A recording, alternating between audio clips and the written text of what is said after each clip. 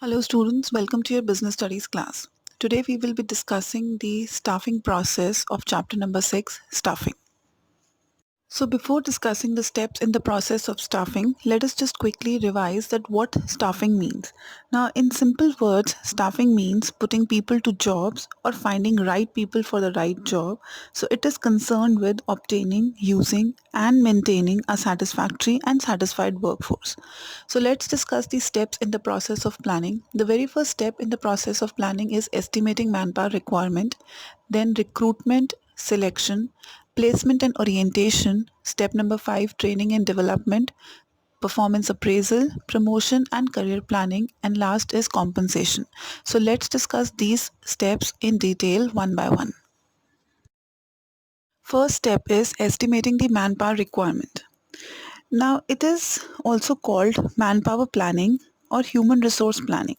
It is concerned with forecasting and determining the number and type of staff required by the organization in the near future. Now, what does this type refers to? Here, type means specific qualifications, skills, experience, etc. to be possessed by the employees. The manpower requirement of an organization are estimated keeping in mind its present activities and future plans like production schedule, demand forecast, market trends, etc. So while assessing the type of manpower required, organization should also make policy to appoint women, people from backward classes, minority, etc. So understanding the manpower requirement would necessitate workload analysis on the one hand and workforce analysis on the other. So let's discuss what is this workload analysis and what is this workforce analysis.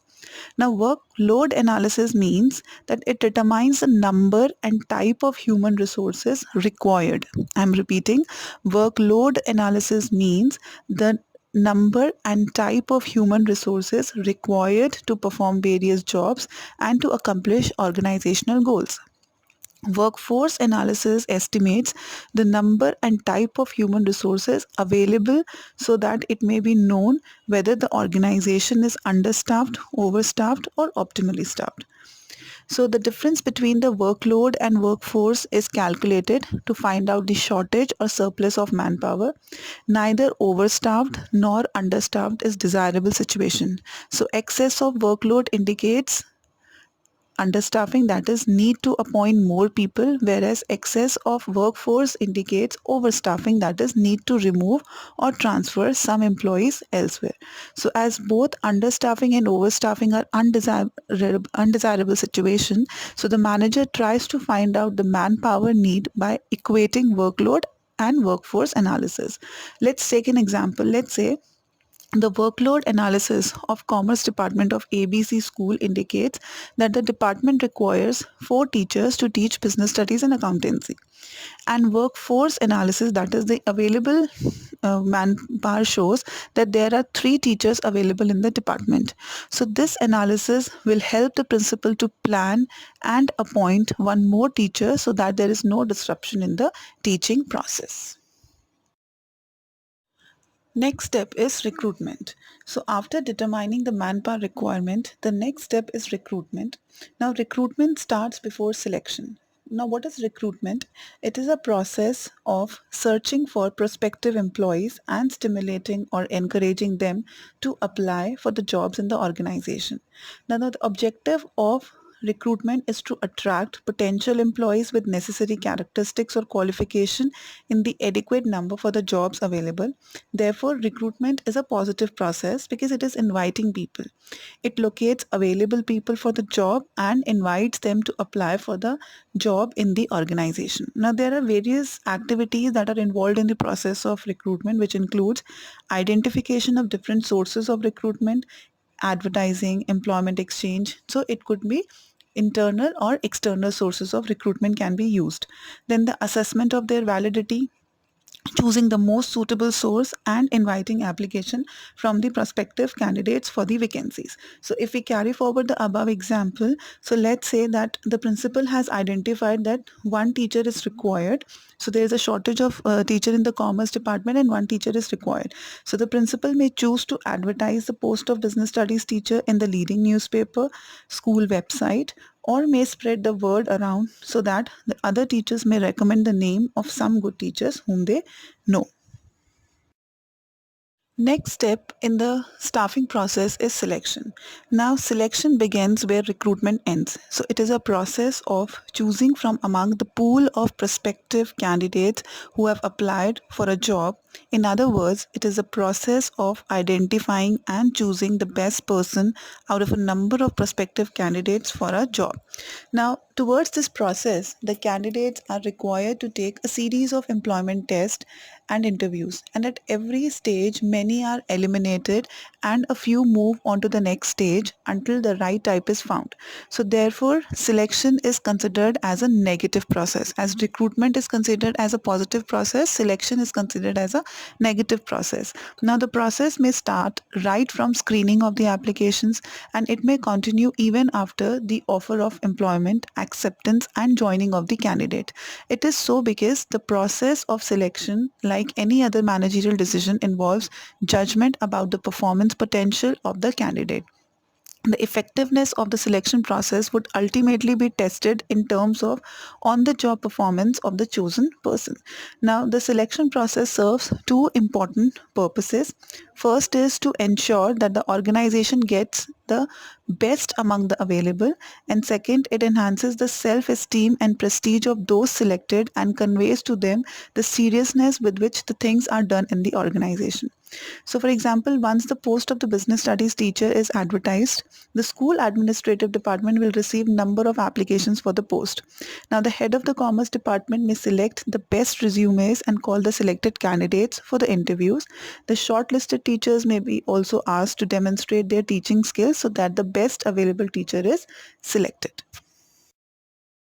Step number 4, placement and orientation. Now, placement refers to the employee occupying the position or post for which the person has been selected, and orientation refers to the process of introducing the newly selected employees with their superiors, subordinates, and colleagues and familiarizing them with the rules and policies of the organization.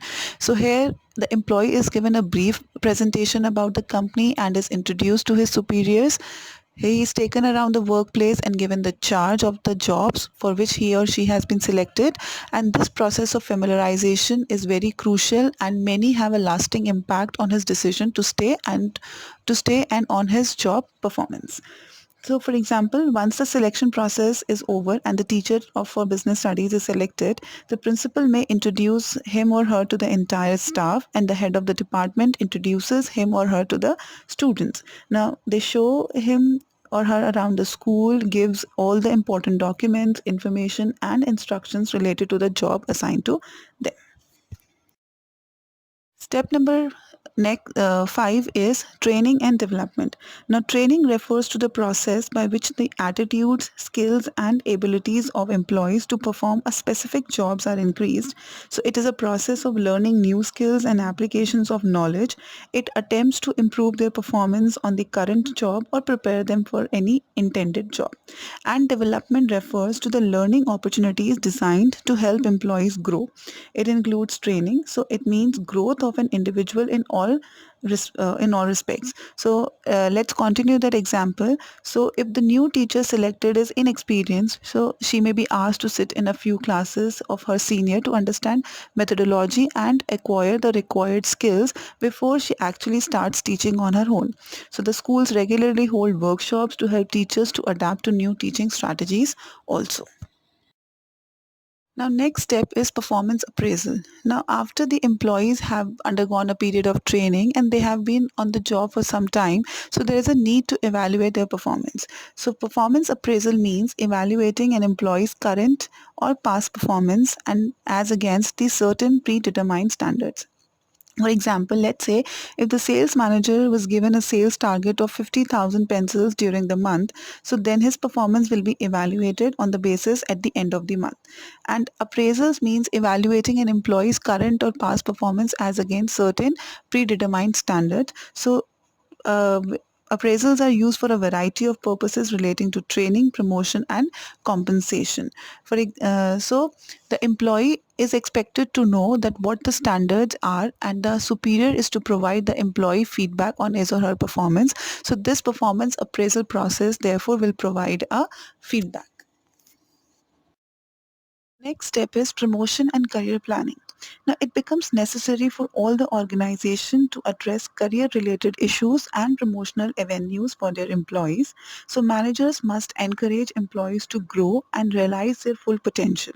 Promotions are an integral part of the people's career. So, promotion involves shifting an employee to a higher position, carrying higher responsibilities, facilities, status, and pay. So they refer to being placed in positions of increased responsibility, and it usually means more pay, responsibility, and the job satisfaction.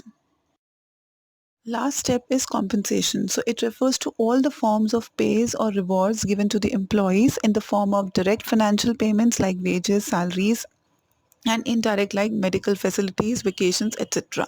So direct financial payments are of two types. First is time based. Now a time based plan means salaries and wages are paid either daily, weekly, or monthly or annually. Performance based means a performance based plans means a salaries or wages are paid according to the piece work. For example, a worker may be paid according to the number of units produced by him or her. So there are many methods to calculate the compensation under various incentive plans to reward the performance. Certain pay plans can be created which are a combination of time-based pay plus incentive for higher performance. Indirect payments beside there are some other factors also which influence the design of any plan like legal, labor laws, union, company, trade unions, company policy, equity, etc. So thus a process of staffing includes acquisition, retention, development, performance, appraisal, promotion, and compensation of the most important resource of an organization, that is the human resource. So to recapitulate, we have studied today the steps in the staffing process, that is the estimating manpower requirements, in which we estimate the workload and workforce analysis, and the difference will guide us in the situation whether there is an overstaffing, understaffing, or optimally staffed. Then after estimating manpower requirement, recruitment, selection, placement and orientation is done, training and development. After training and development, performance appraisal, promotion and career planning, and then the compensation. So these are few questions based on today's topic. I hope you understood the topic. Thank you so much.